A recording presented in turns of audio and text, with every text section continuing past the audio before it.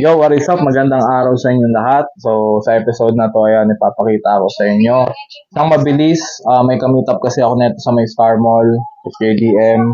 So, medyo matagal, muntik pa nga ma-joy-joy.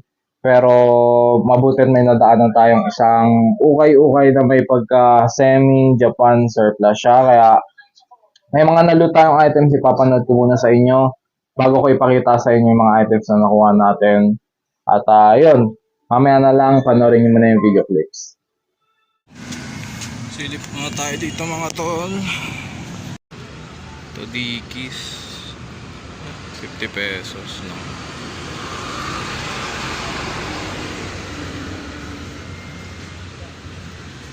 Size 34. Yan 50. Tsaka itong NB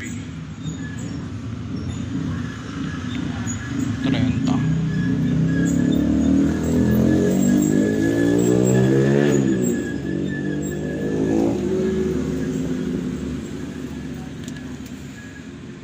Ito mga posters, yan, 30 each.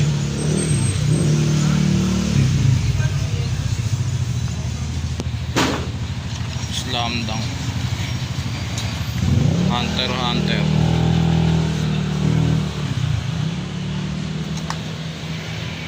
Yan, mga anime, 30 each.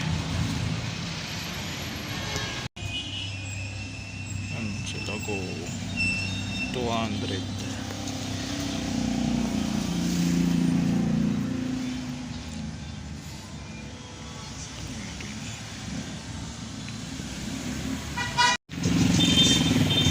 Ito may mga laruan tsaka keychain. Ay eto ano to, Broly Paragus.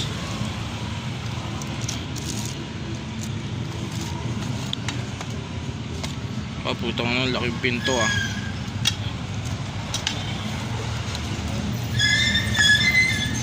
Dragon Ball Z.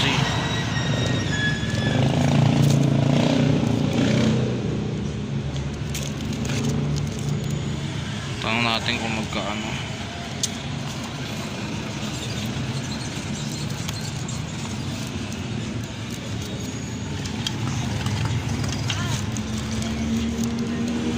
Eto,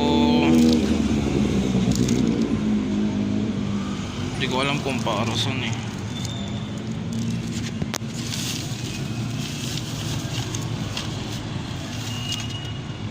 Laking pin eh no.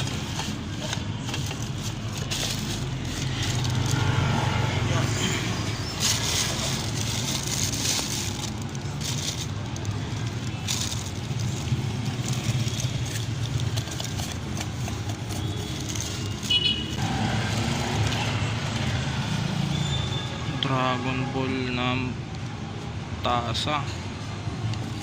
Tanong natin kung magkano.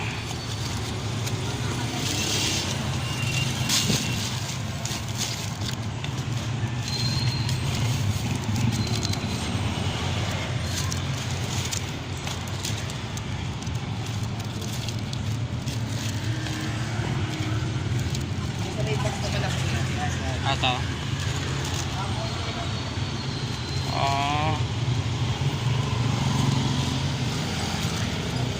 folder daw. Hindi ko alam kung para saan.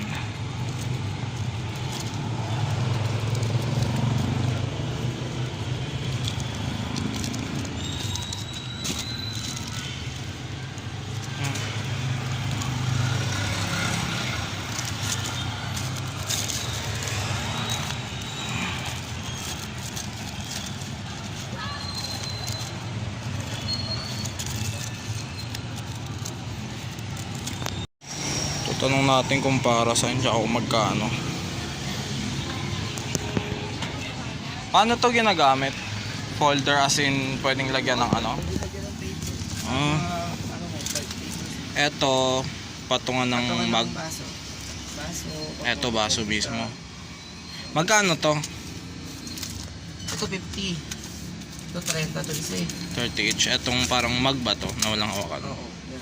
Magkano? 50. 50. 50. 30 each, no? 1,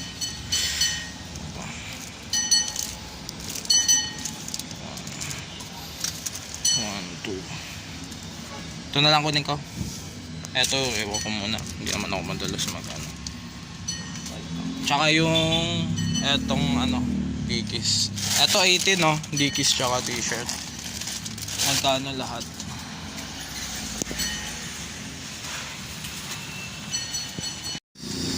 Ito na lang. 200. Ito po. Thank you. Meron kang Facebook o na pwedeng... Ang page ko lang, ano, O yan o, naka-Dickies tsaka Dragon Ball tayo dito sa LCC. Ayun o. Puntahan nyo na lang dito mga tol. Solid items. 200 pesos mamaya ipapalex ko sa inyo. Yan, at babalik tayo at ngayon ipapakita ko na sa inyo to. Lahat ng mga nalot natin sa episode na to is nandito. So may mga naiwan pa ako doon na gusto kong balikan siguro sa mga susunod na araw, pero flex ko muna sa inyo to. Isang mabilisan lang. Medyo weird nga yung loot natin ngayon kasi halo-halo talaga yung pamilya nun. May damit, may mga items, may mga laruan, mga posters. So, eto, konti lang naman yung items natin ngayon. Kaya, unahin ko na tong Dickies. Ayan, nag-iisa lang tong Dickies dun eh. Sa totoo lang, nag-iisa lang talaga yung short dun na panlalaki. So, genuine Dickies yan. Size 34. Ayan.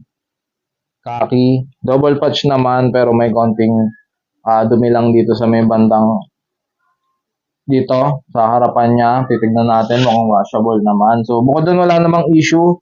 Nakuha ko to ng 50 pesos lang mga tol. Sobrang mura. Ngayon na lang ako nakahook ng 50 pesos na Dickies, genuine Dickies na walang issue, no? So, yun, sayang nga yung isang New Balance na t-shirt, 30 pesos lang.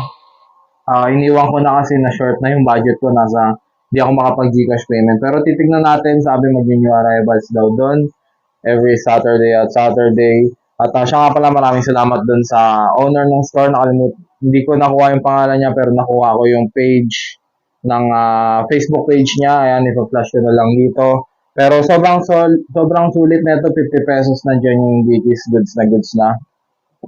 Tapos, eto, wala tayo. May maraming poster doon, pero gaya nung nakita nyo kanina, mga anime, mga characters lang yung nandun. Walang poster ng Dragon Ball Z. Ang meron lang mga folders pala ang tawag dito. Ayan. So, dalawang klase yung mga folders nila doon. Isa na isang laman, tas isa na dalawang laman. So, itong napili ko, dalawahan pala ang laman niya. So, bali 4 na folders to. Binigay na lang ng 50 pesos each. So, 100 na itong dalawa na to. Papakita ko sa inyo yung laman para makita nyo. So, ayan. Sa isang pack, dalawang folder ang laman. Ayan. Ito yung design niya. Ayan. Tsaka, ito. Sobrang bangis. Pwede mong iipit dito yung mga papeles. Ayan, isisiksik mo lang dyan. Ayan, pwede kong gamitin to sa mga drawings natin. Ayan. Soon sa mga art contents. Next, ito yung isa. Ayan.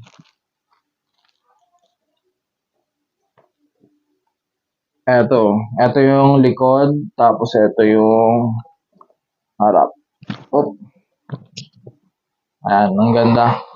So, magagamit natin to. Kung hindi ko ma-resell, try kong resell, pero pag hindi natin na-resell, alam na, gamitin na lang. Tapos ito, ang cute na ito mga talo. Mug siya, pero walang hawakan. Search ko yung value na ito. Pag nakita ko, i-flash ko na lang dito yung value. Tsaka ito yung mga folders na to. Search ko yung value na lang online. Pero pag wala, hindi ko na. Pero pag nakita ko yan, i-flash ko. Ito talagang Japanese siya, oh. Collectibles ata to kasi ayan, oh. 6 siya na design. Itong isa lang ang nakuha natin. So, ito yung loob niya. May libre pang sticker ba to? O ano? ng anime character. Tapos, ito yung mismong at di ko alam kung anong tawag dito eh. Glass ba o mug? Kasi pag mug may hawakan dapat, ito wala. Nakalagay lang na Dragon Ball. Tapos eto di ko alam kung si Gotenks yan, tsaka yung ano, di ko na alam yung itsura nila, magkakamukha. Ayan. So, titignan natin kung may value to. Baka may flip pa natin. Pero kung wala, tatabi na lang natin. So, may mga Dragon Ball Z din ako na t-shirt na ibebenta ko sa live selling soon. Baka isabay na lang to natin sila. Pagka o kaya kung nanonood ka, kung interesado ka, yan, mag-message ka na lang. Mag-usapan natin, i-resell natin to sa inyo. Papasa ko lang din ng konting tubo lang naman. So, ayun yung mga items na na-loot natin. Mga Dragon Ball Z na folders and itong tasa na walang hawakan. Tapos, itong genuine Dickies na shorts. Ito, syempre, ang weird na ng combination ng loot pero goods lang din. Ang total na nagastos natin is 200 pesos. Yung binayad nung ka-meet up ko, yun lang din yung pinambayad ko dito. Maraming salamat sa panonood sa episode na to. Kita-kits na lang sa next episode. At yun, huwag nyo syempre kalimutan mag-like, mag-share at mag-subscribe. Malaking tulong yun para sa akin. At abangan nyo yung mga ilalabas ko pang episode.